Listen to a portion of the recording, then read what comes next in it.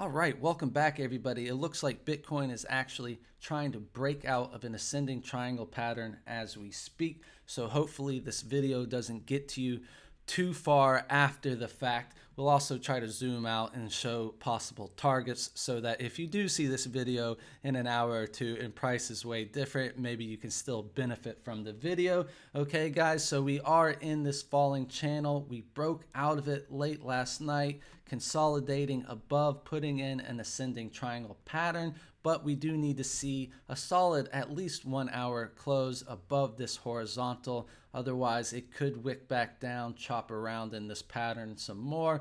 We will have to see. Still lots of time left in this 1 hour candle as well. And then, we're going to zoom out, break down the daily, 4 hour, 12 hour, all of that good stuff. Okay, so this is Crypto Rolly, the crypto watch that never stops.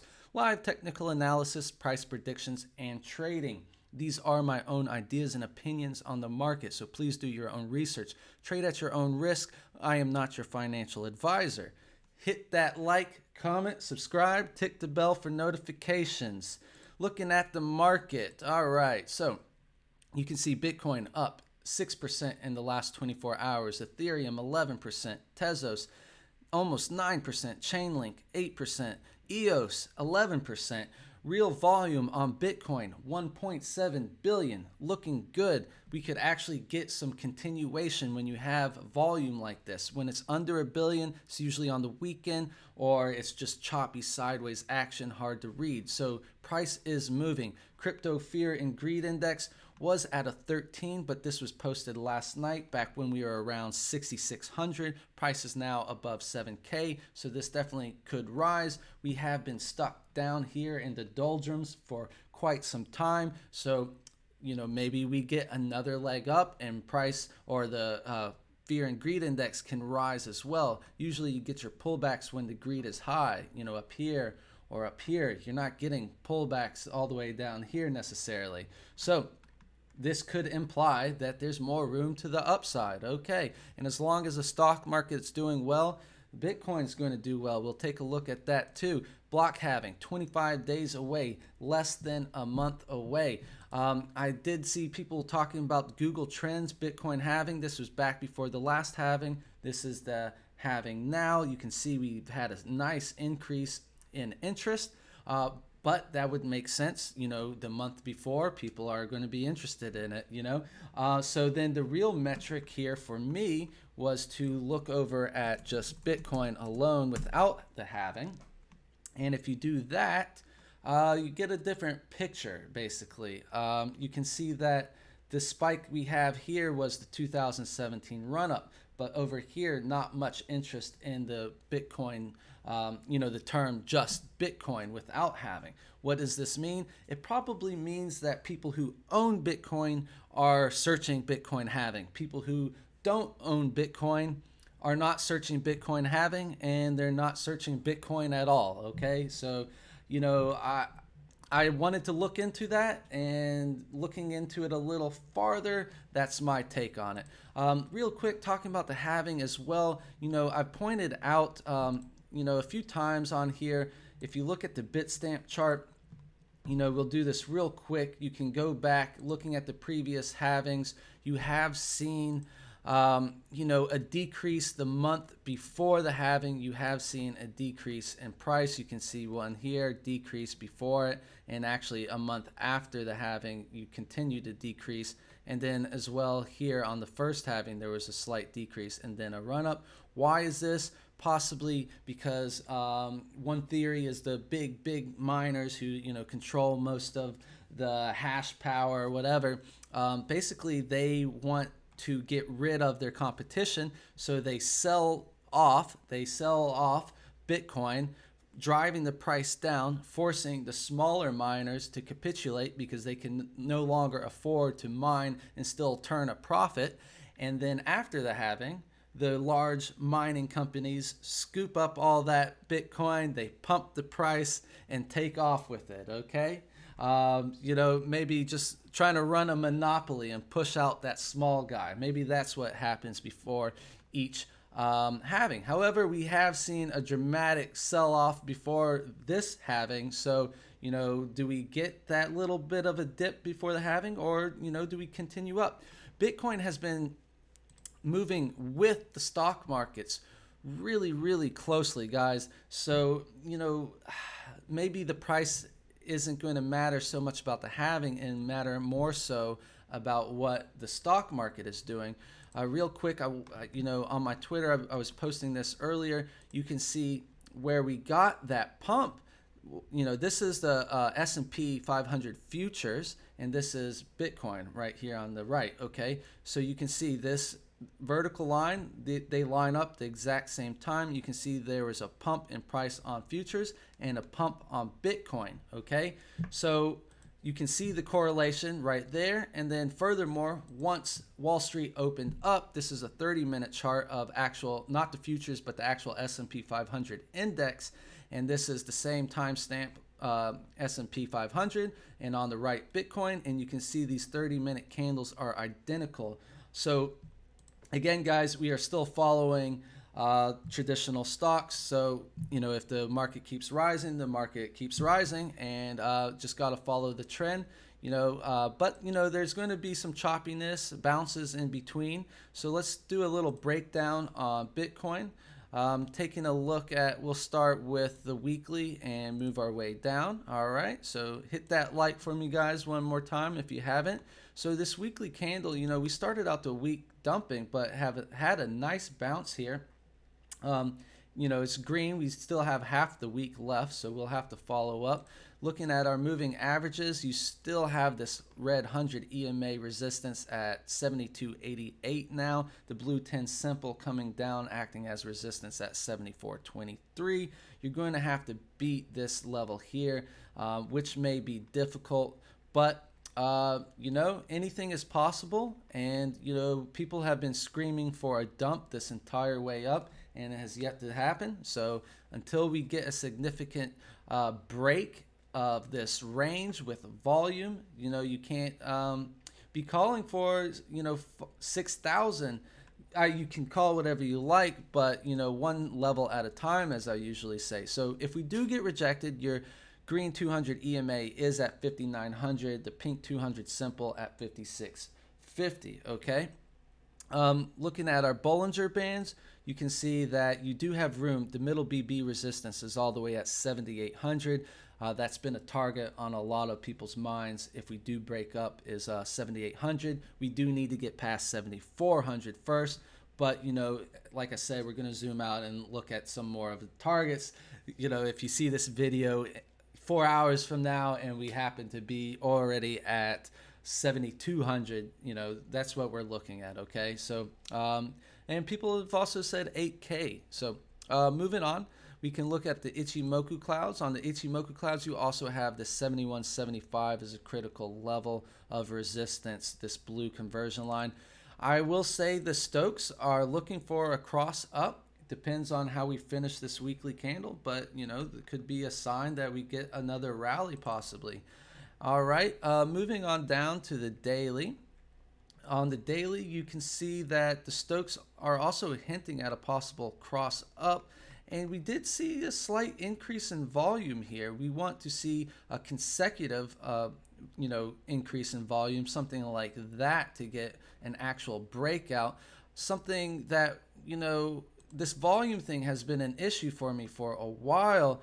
So even when we were dumping here, the volume was pretty low comparatively. So I didn't think it was real dump breakout volume. Yes, we were having a dump, but I couldn't, expect 6K or lower because the volume was still low. And, interesting with this pump, it was actually larger volume than we have been seeing. So we just need to see continuation of that, okay?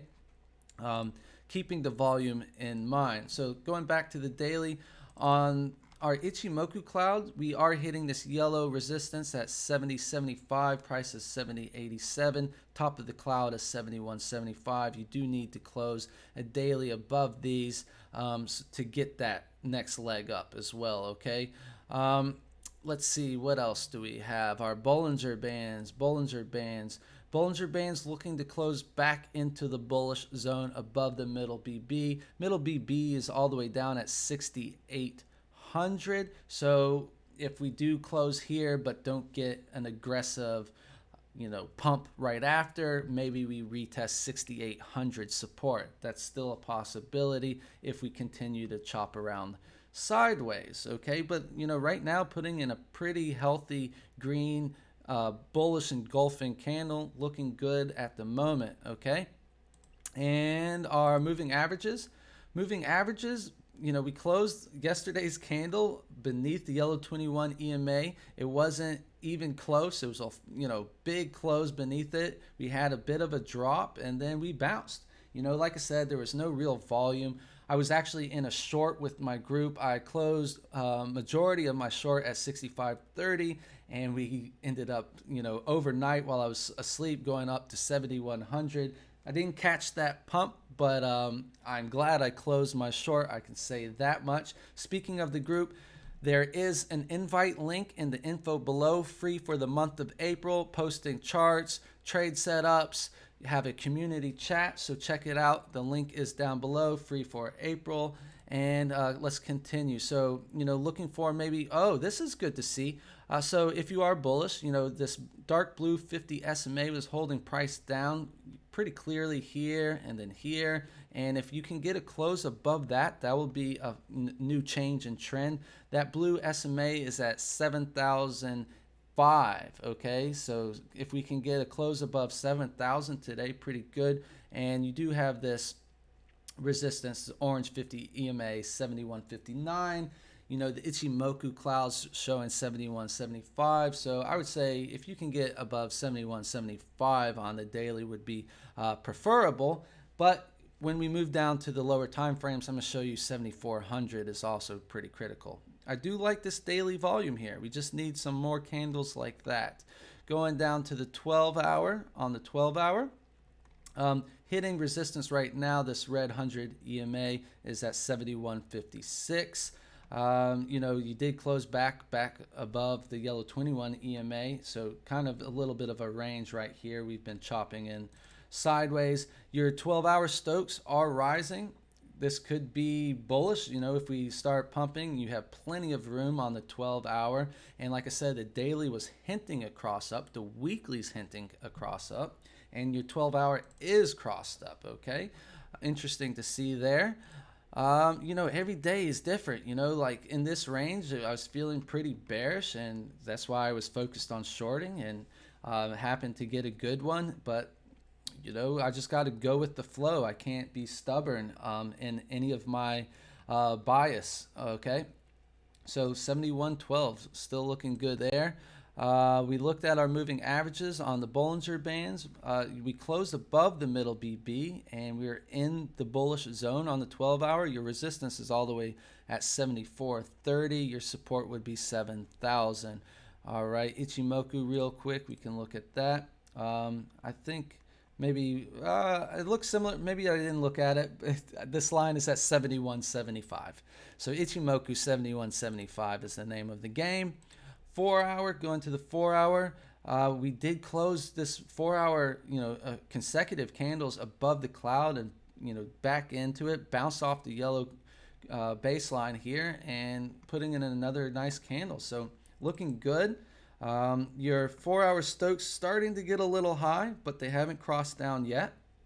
So we'll wait to see, if this starts to cross down. Maybe it might be time to take a little bit of profit. We just want to see, we had this nice rise and then it fell off. Can we get another pop here? Okay, so going over to, let's look at the Bollinger Bands. On the Bollinger Bands, you are just hitting this upper band resistance holding us down. So maybe that's what's going on. So does that mean that we need to come back and retest the middle BB at 68.71? Possibly. We'll see, but we do have to keep this resistance line in mind. Now, you could get a close above the top band, which is actually really bullish, and then ride the top band. You can see examples of that back here. Once you crossed or closed above it, you were closing multiple 4 hours above it on a nice rally. So we'll keep that in mind as well. And then on our moving averages above all of these guys, I mean, when they're all close together like that, it's kind of hard to give you any real edge. But the 377 EMA was definitely resistance that we were not successful in closing above back here. So that is now down at 73.09. 73.09 will be the level to close above. But, you know, I want to look at my drawing tools real quick because, you know, it was pretty clean and mapped out with horizontals. And we were putting in lower highs. We're looking to break that trend right now. So let me throw these on. Okay, so you can see we were in this rising channel, broke down, and we were in a falling channel, breaking out of it now. And you see that we have a resistance here coming in at 71.90. So we were saying Ichimoku cloud was 71.75, and then here at 7,400, this will be critical. So you got to get above 7,400, and then set 76, 7,700, 78, 8K. You know, we can start talking about those levels there. All right. So looking bullish so far, for sure. Looking bullish, looking good. What else can we look at? It's only been 16 minutes. Good. Moved a lot faster. So what I was saying was there's a high, lower high, and then a lower high. But, you know, it looks like we're trying to break that trend right now. So especially if you can get above 7,200, get above here. You know, we broke out of a falling channel and breaking that lower high trend. You know, maybe you do get a pullback and start putting in higher lows. So you have a low, higher low, higher low. So there could be a pullback, you know. So that's why you have to actively take profit in this market here, you know, depending on how you're trading. But if you're trading on margin, yeah, it's best to take profit where you can. Because otherwise, you know, you're up here and you're sitting in profit and then it dumps down, you know, and you can see this just choppy up and down. All right, so looking good on the breakout. Let's take a look real quick maybe at some altcoins, since, you know, I really only like to look at the altcoins when I am slightly bullish. I wanted to look at the Bitcoin dominance real quick. Just take a look at that. Let me zoom out to maybe the daily. It does appear that, so on this wick, so this appears that we dropped in dominance, meaning the altcoins outperformed. So I think on that large pump, the altcoins outperformed Bitcoin, but maybe Bitcoin's catching up. That's why you see that wick there. So it'll be interesting to see if Bitcoin on this rally outperforms the altcoins, the Bitcoin dominance will rise. However, if the altcoins continue to outperform Bitcoin on the rally, the dominance will decrease. So keep your eye on that one, and we'll go over to a couple of our altcoins, okay? I'm glad I'm making this a lot quicker. The past two were like 40 minutes long. All right, so Link, you know, everyone's favorite, Link. Let's take a look at Link. Hitting this resistance line here that we had is at $3.50. We're at $3.48. Basically, that's where you had support here, flipped resistance. We had trouble breaking it, but right now, you know, putting in a nice daily candle, you can, if you can break that, the next horizontal up is $3.85, previous support over here. Okay, to the downside, you do have support coming in at what is it, $3.27, and then $2.95. With my altcoins, I've been using horizontals, and they've been doing a pretty good job, I would say. Looking at Tezos, let's see, Tezos, nice looking as well. You had this little downtrend here, popping up. For this one, my horizontals aren't as pretty or laid out, I could say. So let's just look at maybe our moving averages. Moving averages, you're looking to close above this 50 SMA like Bitcoin. You know, it was holding down the price. To close above that's pretty bullish.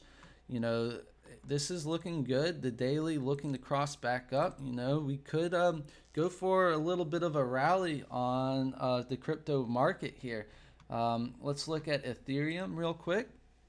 On Ethereum, doing the same thing, but on the daily, you know, you do have the Stoke cross up, you do have the 200 EMA resistance and pink 200 simple. But, you know, if we can close above these guys with Ethereum, that's also a nice step in the right direction. You can see how back here you hit resistance, finally got above it, and continued to rally. So, you know, closing above that would be very bullish, actually. You know, not very bullish. We could always get faked out, but it's definitely a step in the right direction. So things are looking good. I often say, you know, look at Bitcoin's chart. If Bitcoin rallies, they all rally. But in this scenario now, the alts might do a little bit better than Bitcoin. So, you know, if you're not trading on margin using leverage, altcoins are basically a different way of using leverage, you know. So when they're outperforming, move into them because you'll get a larger percentage. On margin, you know, using 10x leverage, a 5% move give you a 50% gain. So, you know, I could do pretty well even with small moves on Bitcoin. That's why I like margin trading. But that's my style. Let's go to XRP down here. XRP, you know, has not been performing as well as the others. For XRP, you know, you are looking to close above that daily 50 simple moving average. So that's also good to see. You have the 50 EMA resistance at 19 cents. So 193 and we're at 191. If you can close above that, your next target would be this red 100 EMA at 0.209. And then the 200 EMA is over here at 0.233. Okay, so that's it for me, guys. It's 21 minutes. Wanted to keep this one a little bit short. You know, talking about stimulus checks. Did the stimulus checks pump Bitcoin? I don't think stimulus checks pumped Bitcoin, but possibly stimulus checks pumped the stock market, and Bitcoin's following the stock market. Who knows? You know, people like to come up with different explanations why the market moves, but end of the day, we just got to follow the charts. Going down, let's just take one look at the lower time frame, see how this move is working out here. So looking good, you know. There's 14 minutes left in this hourly candle, so if we can get this hourly close above the horizontal, we're looking at, you know, a nice little rally up to possibly fill that gap. I meant to show this at the very beginning, so anybody still watching, this is special for you. We do have the gap is still up here. We haven't quite closed it, no matter how you want to draw it. So, you know, we can go down to the 4 hour. You can see that there is still a gap here, guys. We did come close to filling it, but not quite. You know, technically, I would say the gap comes up to here because that's where we closed. But, you know, if you're just looking at the wicks, there's still a gap there as well. So we could get that gap fill. Another gap filled, quite possibly. Thanks again for watching. This has been Crypto Rolly Roll. We're out. Bye.